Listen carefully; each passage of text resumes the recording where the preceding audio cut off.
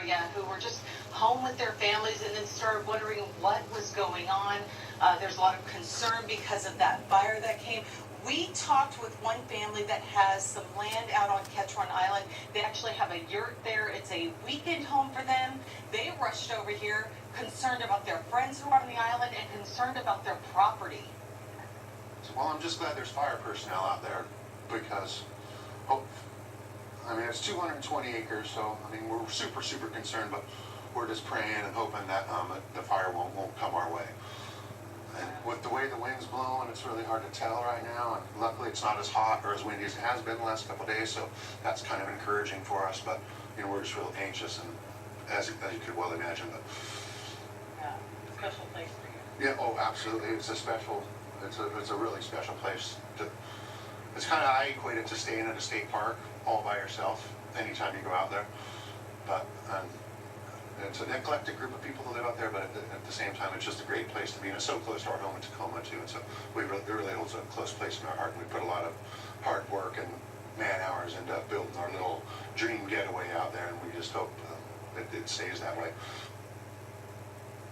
Matthew Park, who we talked with, he has a property there on Ketron Island and a yurt. He said they've been talking with friends out on the island.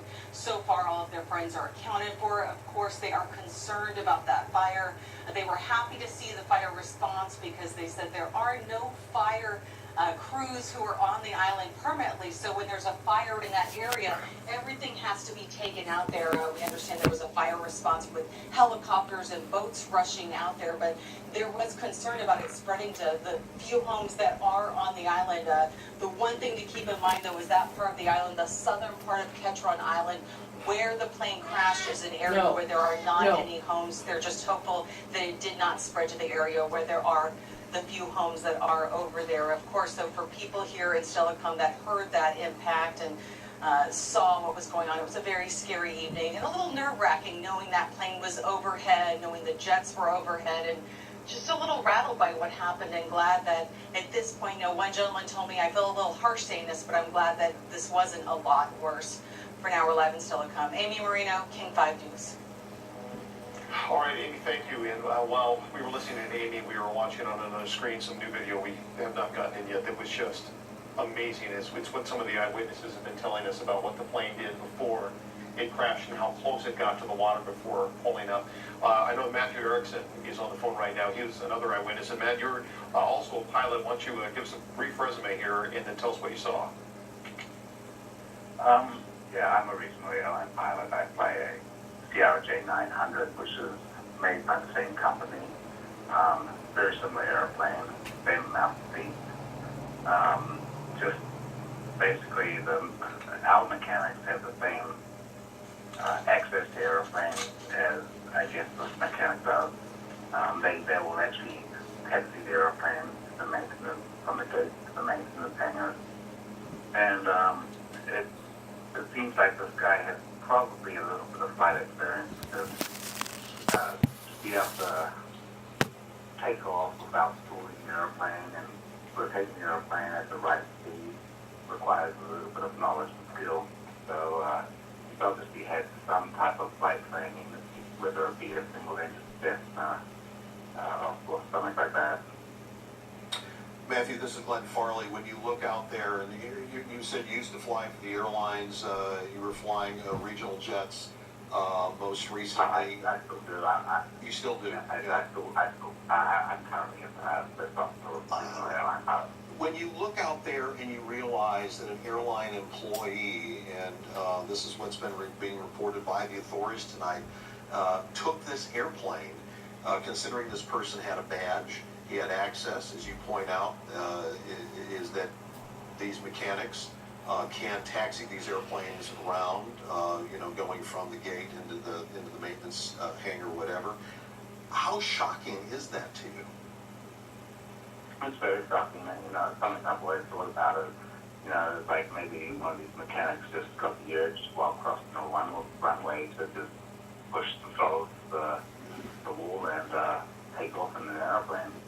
It's always been a thought of mine, and I don't understand why there hasn't been a security measure in place to prevent something like this.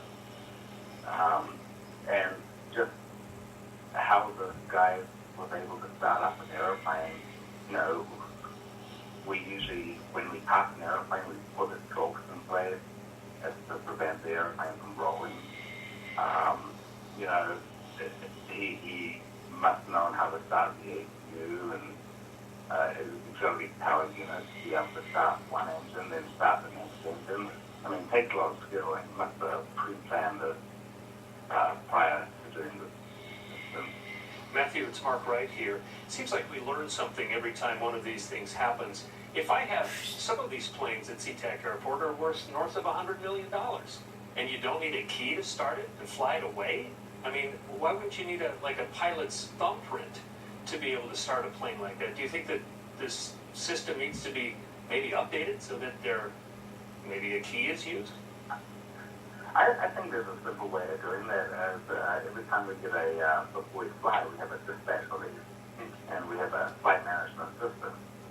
We call it SMS. We plug in all our flight data, our route of flight, our performance data, and before starting the engines, it would be a very simple way to just punch in a code before each flight that matches the dispatch release. Yeah. Or the release before we actually fly the airplane. It would be a very simple thing for designers to implement in their in the aircraft. Well, that's a great idea. I suspect somebody like an Alaska or Horizon might be leading the charge on that after an incident like this. Matthew, anything else strike you about this in terms of, have you ever seen anything like this in your career, in your experience? I've heard of a pilot went rogue and suicidal before this has happened before. It was actually with an airline called SkyWest, which is a regional carrier, and the pilot actually, from my knowledge, he actually had killed his wife, and he jumped in the airplane and he crashed in the airplane before. So this has happened before.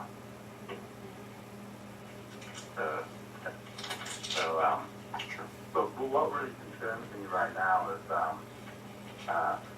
the airlines and a lot of the cargo carriers want to eliminate two pilots, and they want to be single pilot air cargo flights right now.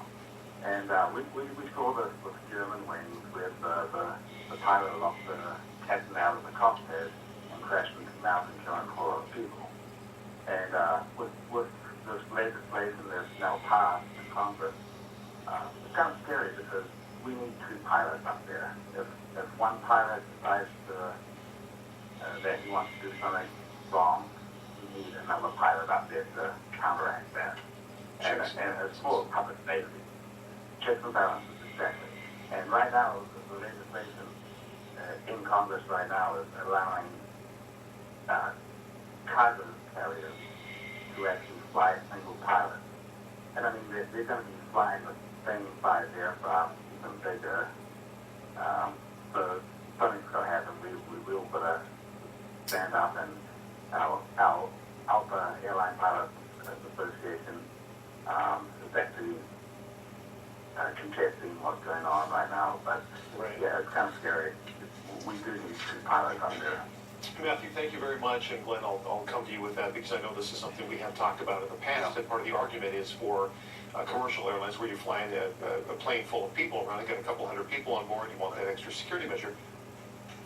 Even with a cargo plane, he makes a good point, you're flying the same size planes, Right. They can do the same amount of damage on the ground. Why would you want to not have the checks and balances?